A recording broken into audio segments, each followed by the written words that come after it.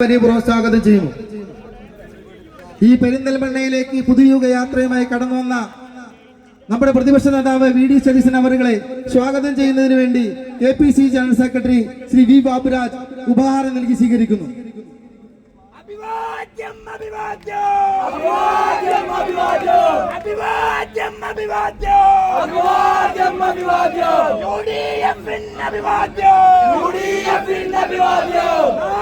MLA ഉപഹാരം നൽകുന്നു.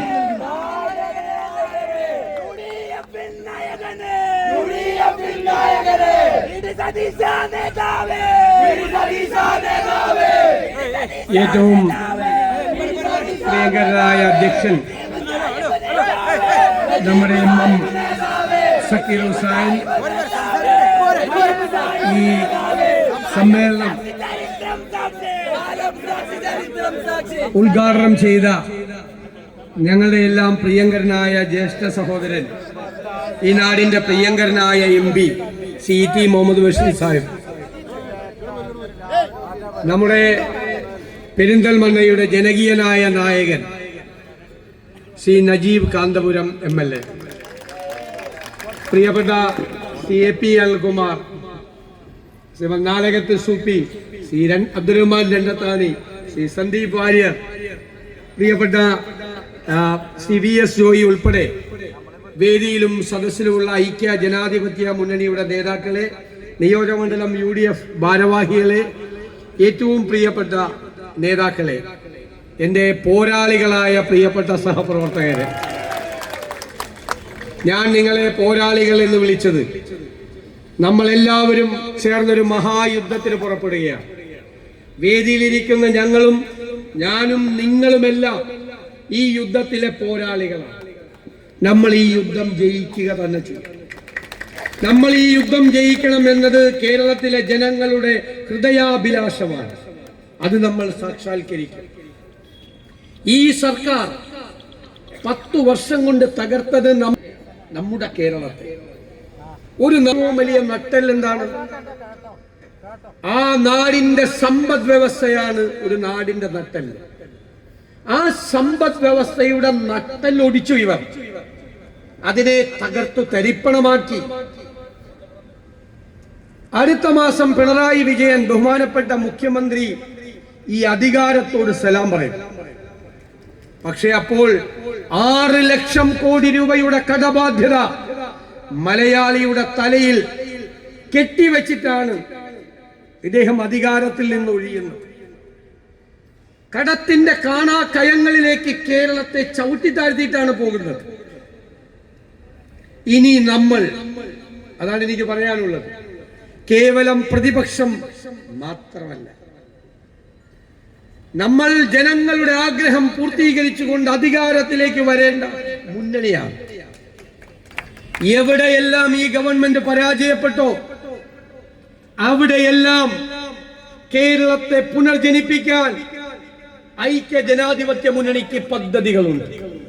ഞാൻ നിങ്ങളോട് പറയുന്നു, കഴിഞ്ഞ 2 വർഷക്കാലമായി UDF നമ്മുടെ രാജ്യത്തും പുറത്തുമുള്ള നിരവധിയായ വിദഗ്ധരായ ആളുകളുമായി സംസാരിച്ച് നിരവധി ടീമുകൾ രൂപീകരിച്ച് എവിടെയെല്ലാം ഇവർ പരാജയപ്പെട്ടോ അവിടെയെല്ലാം നമ്മുടെ ബദലുണ്ടാക്കാനുള്ള ഗവേഷണ തുല്യമായ ഗ്രഹപാഠമാണ് ചെയ്തത്.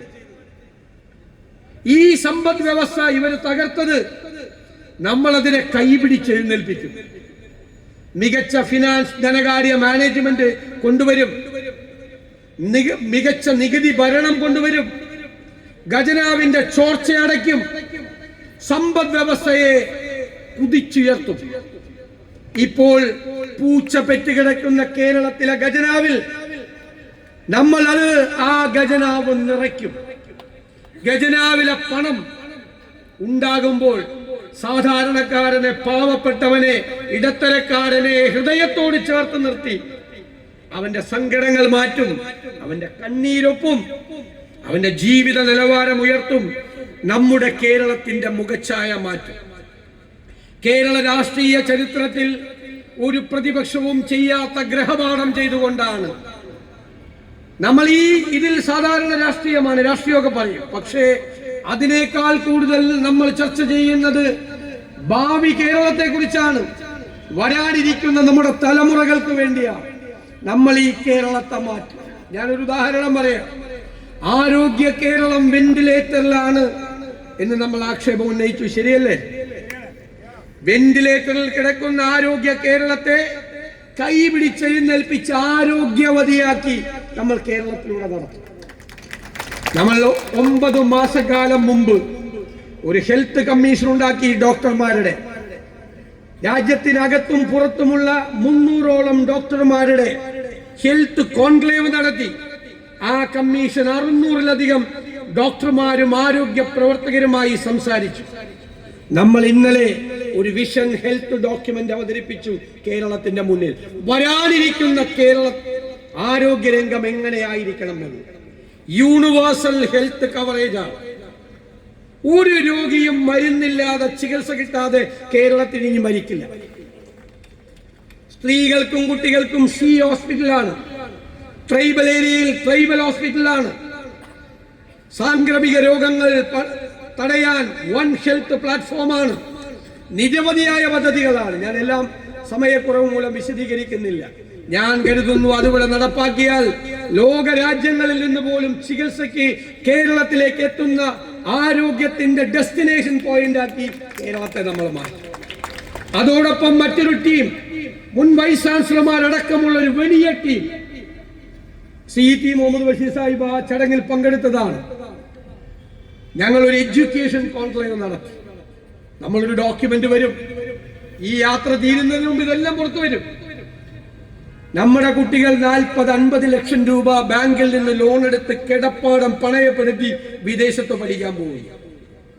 ഞാൻ നിങ്ങളോട് പറയുന്നു, UDF വരുമ്പോൾ കാനഡയിലും ജർമ്മനിയിലും UK-യിലും ഓസ്ട്രേലിയയിലും നമ്മുടെ കുട്ടികൾ പോയി പഠിക്കുന്ന പ്രോഗ്രാമുകൾ കേരളത്തിലെ യൂണിവേഴ്സിറ്റികളിൽ നമ്മൾ തുടങ്ങും. അവർ പഠിച്ച് പുറത്തിറങ്ങുമ്പോൾ അവർക്ക് 2 ഓപ്ഷനാണ്. ഒന്ന് തൊഴിൽ, 2 സംരംഭം തുടങ്ങാൻ. ഈ 2 ഓപ്പർച്യൂണിറ്റി അവസരവും അവർക്ക് കൊടുക്കും.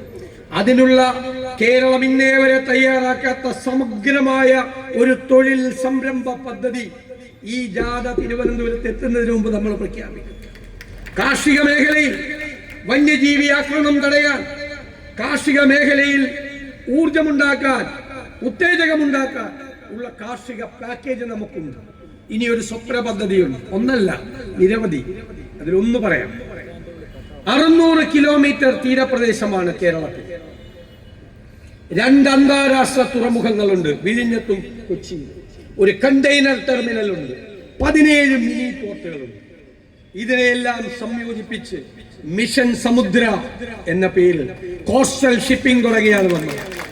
ഈ റോഡിലൂടെ പോകുന്ന ചരക്കുകളുടെ 70-75% ഇതിന്റെ 4/1 ചെലവിൽ കടലിലൂടെ പോകും. റോഡ് ഫ്രീ ആവും.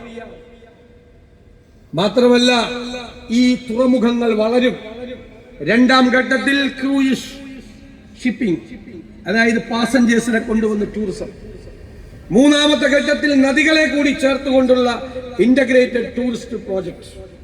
ഇത് പൂർത്തിയാകുമ്പോൾ സിംഗപ്പൂർ പോലെ, സിയാറ്റിൽ പോലെ കേരളത്തെ ഒരു തുറമുഖ നഗരമാക്കി മാറ്റണമെന്നുള്ള UDF-ന്റെ സ്വപ്നം കുറെ നാളായി മനസ്സിലുള്ളത്. വെറുതെ അല്ല പറയുന്നത്. മാരിടൈം എക്സ്പെർട്ടുകളുമായി ആലോചിച്ച്, ഷിപ്പിംഗ് എക്സ്പെർട്ടുകളുമായി ആലോചിച്ച് നിയമപരമായ നടപടിക്രമങ്ങൾ അന്വേഷിച്ചിട്ടാണ് ഈ പദ്ധതി പ്രഖ്യാപിക്കുന്നത്. ഇനി കുറേയുണ്ട്, ഞാൻ പറയില്ല, സസ്പെൻസ്. ഈ ജാഥ തിരുവനന്തപുരത്ത് എത്തുന്നതിന് മുമ്പ് നമ്മൾ അത്തരം പദ്ധതികൾ പ്രഖ്യാപിക്കും. ഞാൻ പറഞ്ഞല്ലോ, എവിടെ ഇവർ പരാജയപ്പെട്ടോ അവിടെ നമുക്ക് പദ്ധതികളുണ്ട്, നമുക്ക് ആത്മവിശ്വാസമുണ്ട്, ഇച്ഛാശക്തിയുണ്ട്, നിശ്ചയദാർഢ്യമുണ്ട്, നമുക്ക് ലക്ഷ്യബോധമുണ്ട്. UDF-ന്റെ വാക്ക്, ഇനി കേരളം പുറകോട്ട് നടക്കില്ല, കേരളം മുന്നിലേക്ക് കുതിക്കും. നമുക്ക് വേണ്ടി മാത്രമല്ല, വരാനിരിക്കുന്ന നമ്മുടെ തലമുറ ഈ കേരളത്തിൽ ഉണ്ടാകണം. നമ്മുടെ ക്രീമായിട്ടുള്ള യുവത്വം അവരിവിടെ നിന്ന് വിട്ടുപോകരുത്. അവരിവിടെ ഉണ്ടാകണം. ഈ കേരളത്തെ നമുക്ക് ഇന്ത്യയിലെ 1ാമത്തെ സംസ്ഥാനമാക്കി മാറ്റാൻ കഴിയും. ഒരു പ്രതിപക്ഷവും ചെയ്യാത്ത തരത്തിലുള്ള തയ്യാറെടുപ്പും ഗ്രഹപാഠവും നടത്തിയാണ് ആദ്യമായിട്ട് കേരളത്തിൽ ഒരു പ്രതിപക്ഷം, ഒരു ഭരണകക്ഷിയും തെരഞ്ഞെടുപ്പിനെ നേരിടുന്നത്. ഒരാളും ചെയ്യാത്ത തയ്യാറെടുപ്പോടും. അവർ മാനിഫെസ്റ്റോയല്ല, മാനിഫെസ്റ്റോയിലേക്ക് ആളുകൾക്ക് വിശ്വാസം പോയി, വിശ്വാസ്യത പോയി, പറഞ്ഞത് ചെയ്യാതെ. അതൊക്കെ പ്രഖ്യാപനങ്ങളാണ്. ഇത് പ്രഖ്യാപനങ്ങളല്ല, തീരുമാനങ്ങളാണ്. സാമ്പത്തിക കാര്യങ്ങൾ പരിശോധിച്ച്, സാങ്കേതിക കാര്യങ്ങൾ പരിശോധിച്ച്, സോഷ്യൽ ഇമ്പാക്ട് നോക്കി, പാരിസ്ഥിതികമായ കാര്യങ്ങൾ വരെ പരിശോധിച്ചിട്ടുള്ള പദ്ധതികളാണ്. സമയബന്ധിതമായി അത് നടപ്പാക്കും. അതിനാവശ്യമായ പണമുണ്ടാക്കും. കേരളത്തിന് അത് കഴിയും. നമുക്കതിനുള്ള കപ്പാസിറ്റി ഉണ്ട്, നമുക്കതിനുള്ള പൊട്ടൻഷ്യൽ ഉണ്ട്. നമുക്ക് ആത്മവിശ്വാസമാണ് പകർന്നു കൊടുക്കേണ്ടത്. തീരുമാനങ്ങൾ എടുത്താൽ അത് നടപ്പാക്കാനുള്ള ഇച്ഛാശക്തി അത് കേരളത്തിലുണ്ടാവും. നിങ്ങൾ ധൈര്യമായിരിക്കുക. നിങ്ങൾ നിങ്ങളുടെ മക്കളോടും കൊച്ചുമക്കളോടും പറയുക, കേരളം മാറാൻ പോവുകയാണ്. ഈ ദുർഭരണത്തിന് അന്ത്യം കുറിച്ച് നമ്മളൊരു പുതുയുഗത്തിന്റെ തിരശീല ഉയർത്തുകയാണ്. വെറുതെയല്ല പുതുയുഗ യാത്ര എന്ന് പേരിട്ട്. കേരളത്തിൽ ഇപ്പൊ നടക്കുന്ന ചർച്ച വർഗീയതയാണ്. അതൊന്നും അല്ല വേണ്ടത്. കേരളത്തെ കുറിച്ച്, ഭാവി കേരളത്തെ കുറിച്ചുള്ള ചർച്ചകൾ നടക്കട്ടെ. അതല്ലേ വേണ്ടത്. ക്വാളിറ്റി ടൈമാണ് നമ്മൾ വെറുതെ ദുരുപയോഗം ചെയ്യുന്നത്. കേരളത്തിന് വേണ്ടി സംസാരിക്കട്ടെ, ചർച്ചകൾ നടത്തട്ടെ, നമുക്ക് തീരുമാനങ്ങൾ എടുക്കാം.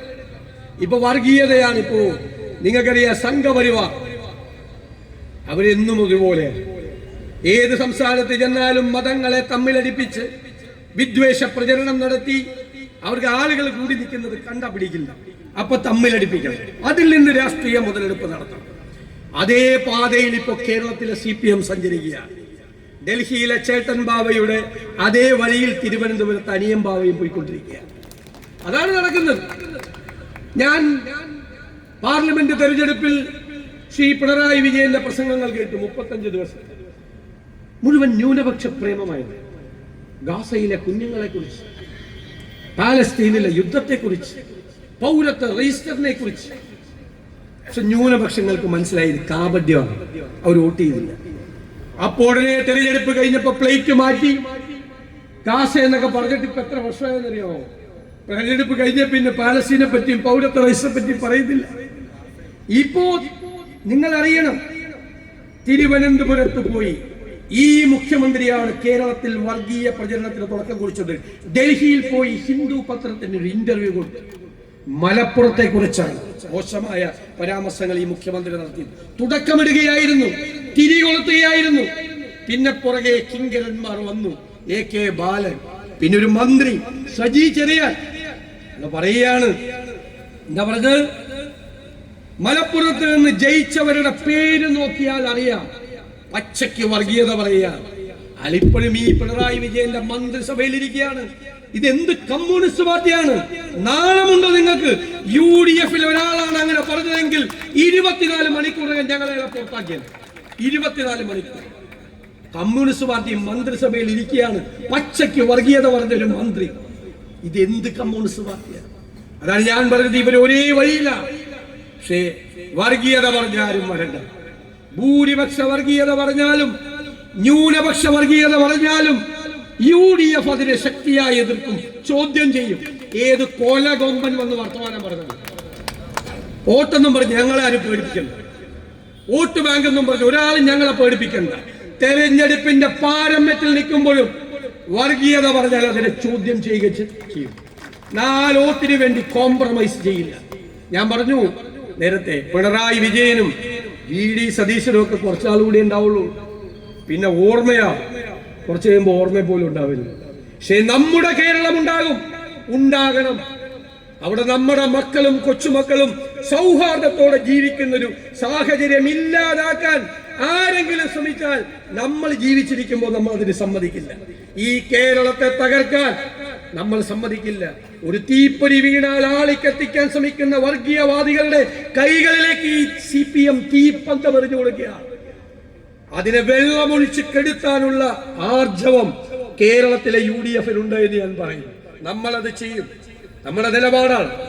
ആ നിലപാട് മതേതര കേരളം ഇരു കൈകളും നീട്ടി അവരുടെ ഹൃദയത്തിലേക്ക് സ്വീകരിക്കും എന്നെനിക്ക് ഉറപ്പുണ്ട്. ധൈര്യമായി നിൽക്കുക. വർഗീയതയാണ് ഇവിടെ കുഴിച്ചു മൂടപ്പെടുന്നത്. വർഗീയതയെ കുഴിച്ചു മൂടിയിട്ടായിരിക്കും UDF കേരളത്തിൽ വിജയക്കൊടി നാട്ടുന്നത്. വർഗീയതക്കെതിരായിട്ടുള്ള പോരാട്ടത്തിന്റെ വിജയം കൂടിയായി കേരളത്തിലെ UDF-ന്റെ വിജയമാണ്.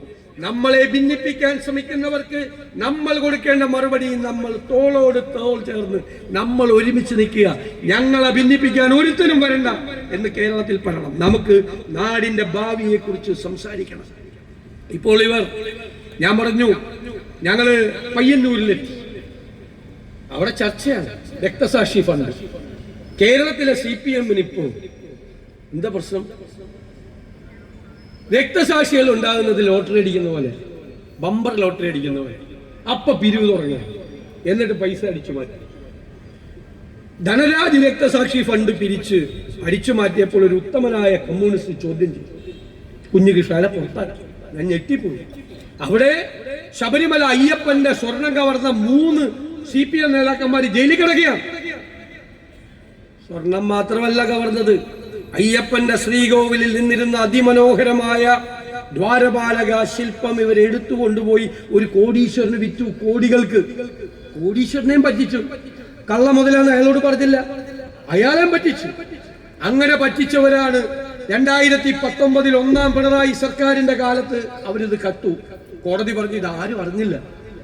ആരും അറിഞ്ഞില്ലെങ്കിൽ കള്ളന്മാര് സാധാരണ എന്ത് ചെയ്യും? രണ്ടാമതും കക്കും. അത് തന്നെ 2024 ആവർത്തിച്ചു.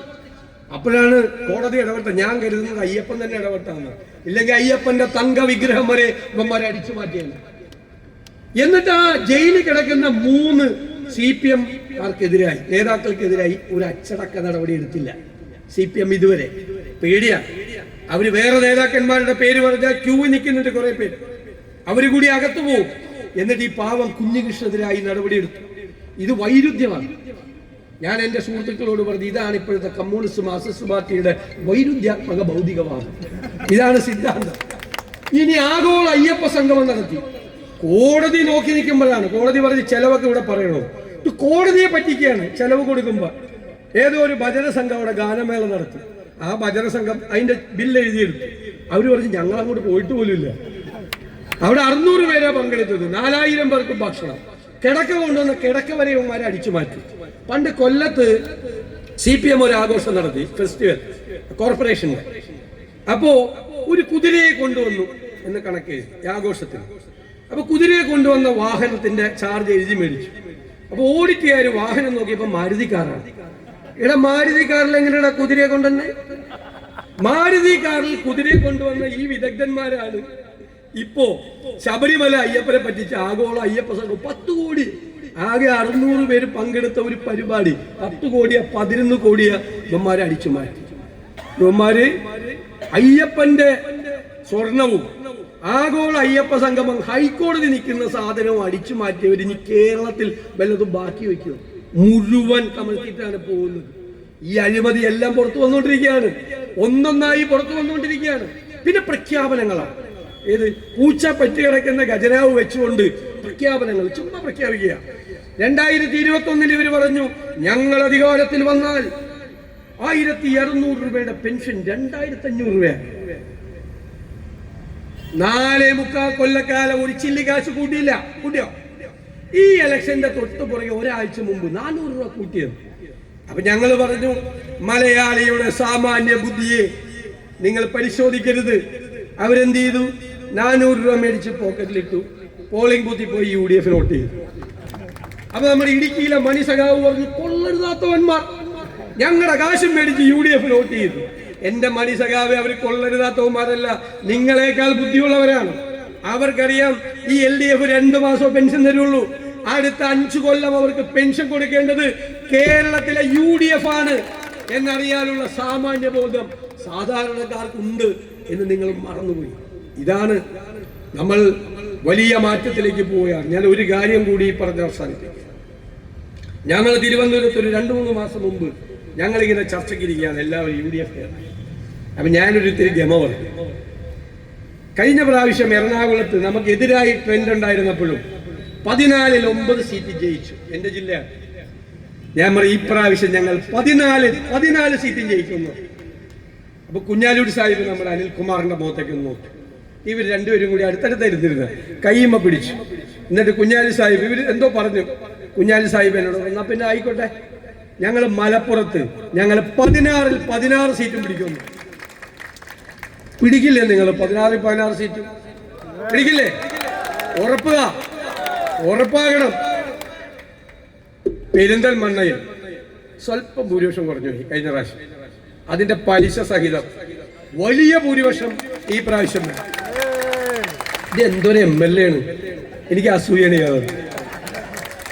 എന്തെല്ലാം പ്രോജക്റ്റാണ് തുടങ്ങിയിരിക്കുന്നത്, എന്തെല്ലാം പരിപാടി. ഒരു സർക്കാർ ചെയ്യേണ്ട കാര്യം അതുപോലെ എത്ര സംരംഭങ്ങളാണ് ഇവിടെ, കുട്ടികൾക്ക് പഠിക്കാനും മറ്റ് സംരംഭങ്ങളും.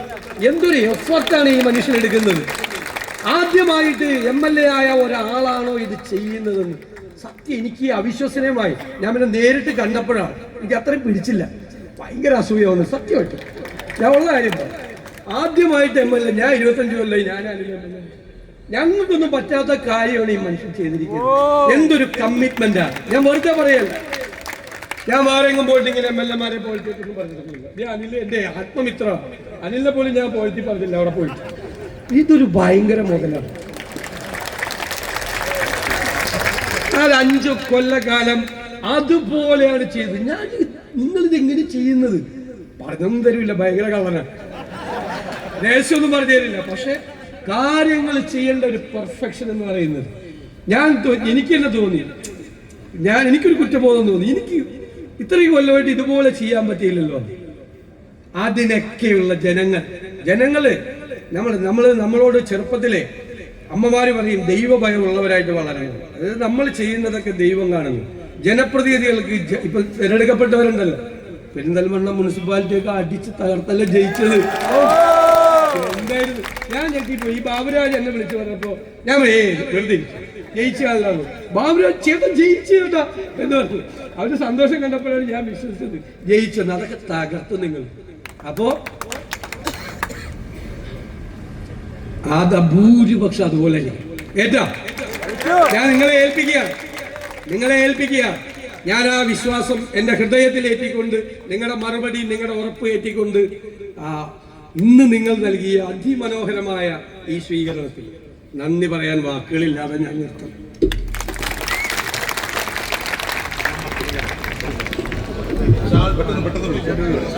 എല്ലാവരും തയ്യാറാവണം. ഒരു കോണി അടുത്തൂടി പോകണം. മുസ്ലിം ലീഗ് കമ്മിറ്റി മണ്ഡലം കമ്മിറ്റിക്ക് വേണ്ടി AK നാസർ, പെരിന്തൽമണ്ണ ബ്ലോക്ക് കോൺഗ്രസ് കമ്മിറ്റിക്ക് വേണ്ടിയിട്ട് രാജേഷ് മാസ്റ്റർ, മേലാറ്റൂർ ബ്ലോക്ക് കോൺഗ്രസ് കമ്മിറ്റിക്ക് വേണ്ടിയിട്ട് സൈനുദ്ദീൻ, ആലിപ്പറമ്പ് UDF കമ്മിറ്റിക്ക് വേണ്ടി മോഹൻദാസ്, പെരിന്തൽമണ്ണ മണ്ഡലം കോൺഗ്രസ് കമ്മിറ്റിക്ക് വേണ്ടി TK രാജേന്ദ്രൻ, വെട്ടത്തൂർ മണ്ഡലം കമ്മിറ്റിക്ക് വേണ്ടി ഹമീദാജി, താഴേക്കോട് മണ്ഡലം കമ്മിറ്റിക്ക് വേണ്ടി ഓങ്ങല്ലൂർ ഹമീദ്,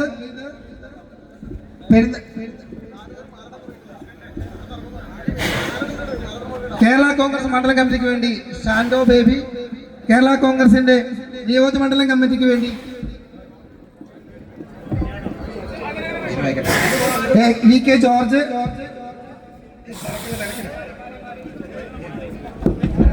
ഷാളിടാൻ വിളിച്ച ആളുകളൊക്കെ വരണമെന്നാണ്. പെരിന്തൽമണ്ണ മുനിസിപ്പാലിറ്റിക്ക് വേണ്ടിയിട്ട് chairperson Suraiya, vice chairperson Fasal Muhammad, Pulamanthole മണ്ഡലം കമ്മിറ്റിക്ക് വേണ്ടിയിട്ട് ഷിബു ചെറിയാൻ, കേരള കോൺഗ്രസ് പ്ലാമന്തോൾ മണ്ഡലം കമ്മിറ്റിക്ക് വേണ്ടി അനിൽ പുലിപ്ര,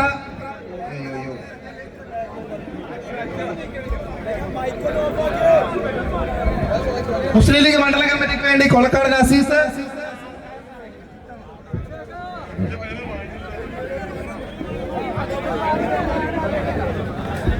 ബ്ലോക്ക് പഞ്ചായത്തിന് വേണ്ടി president advocate Najma, vice president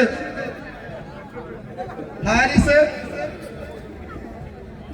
പ്ലാമന്തോള് പഞ്ചായത്തിന് വേണ്ടി സുധ പൊട്ടിമണ്ണ, വൈസ് പ്രസിഡന്റ് ഹബീബ് വളപുരം, ഏലകുളം പഞ്ചായത്തിന് വേണ്ടി Shaheena teacher, vice president K Bharathi, Alipparamba panchayat president Ayisha, vice president TP Mohandas, Thazhekode panchayat president Hussain, vice president Divya Moothelam, Vattathur panchayat president Subaida, vice president Punchiri Majeed, Melattur പഞ്ചായത്തിന് വേണ്ടി president vice president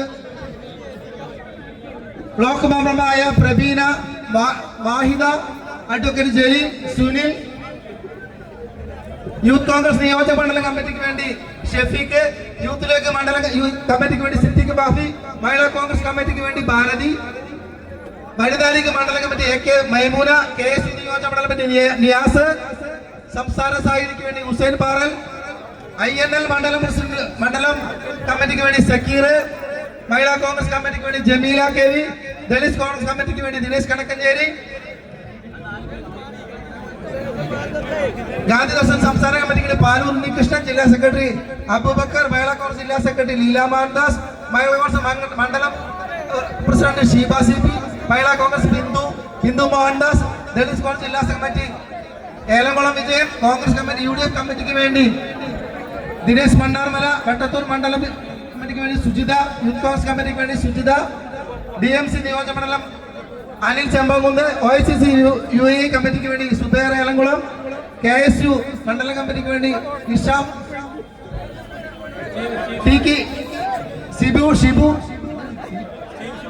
Shibu, TKDF നിയോജക മണ്ഡലം കമ്മിറ്റിക്ക് ഷെഫീഖ്, KCEF താലൂക്ക് കമ്മിറ്റിക്ക് അഹമ്മദ് അലി, പെരിന്തൽമണ്ണ മണ്ഡലം യൂത്ത് കോൺഗ്രസ് കമ്മിറ്റിക്ക് വേണ്ടി പ്രജീഷ്, മഹിളാ കോൺഗ്രസ് കമ്മിറ്റിക്ക് വേണ്ടി ഹസീന, ദളിത് കോൺഗ്രസ് പ്രസിഡന്റ് അജിത് കുമാർ, മണ്ഡലം INDC വെട്ടത്തൂർ മണ്ഡലം കമ്മിറ്റി സെയ്ദ് മുഹമ്മദ്, മത്സ്യത്തൊഴിലാളി കോൺഗ്രസ് നിയോജക മണ്ഡലം കമ്മിറ്റി ഫിറോസ് മാടശ്ശേരി, ദളിത് കോൺഗ്രസ് ആലപ്പുറം മണ്ഡലം കമ്മിറ്റി ശങ്കരൻ, വാർഡ് കമ്മിറ്റിക്ക് വേണ്ടി 26 വൈശാഖൻ, 21 മുസ്തഫ, 35 സോമനാഥൻ, 7 ദിനേശ് ആളിയത്ത്, 37 രാമചന്ദ്രൻ TS, 29 അഷറഫ് ചെറുമല, 34 ശശിധരൻ, 35 ജോസ്, മേലാറ്റൂർ ബ്ലോക്ക് കമ്മിറ്റിക്ക് വേണ്ടി രാധാകൃഷ്ണൻ, വാർഡ് കമ്മിറ്റി 10 അലിച്ചേരി. പ്രിയപ്പെട്ടവരെ, നമ്മുടെ ജാഥ ഇത് അവസാനത്തെ പോയിന്റ് അല്ല, മലപ്പുറത്ത് ഒരു പോയിന്റ് കൂടി ഉണ്ട്. 9 ആവാൻ ഇനി 5 മിനിറ്റേ ഉള്ളൂ. ആയിരങ്ങൾ അവിടെ കാത്തു നിൽക്കുകയാണ്. അതുകൊണ്ട് ദയവായി പ്രതിപക്ഷ നേതാവിന് കടന്നു പോകാനുള്ള സൗകര്യം ദയവ് ചെയ്ത് ഒരുക്കണമെന്ന് നിങ്ങളുടെ ഹൃദയ കവാടത്തിൽ കൈവച്ച് വളരെ വിനയത്തോടെ താഴ്മയായി അഭ്യർത്ഥിക്കുകയാണ്. ഈ ഷാളിട്ട ആളുകളൊന്ന് മാറി കൊടുക്കണം. ഷാൾ ഇടാൻ ആളുകൾക്ക് അവസരം ഒരുക്കി കൊടുക്കണം. ഷാളിട്ട ആളുകളൊന്നും ബാക്കിലേക്ക് പോകണം.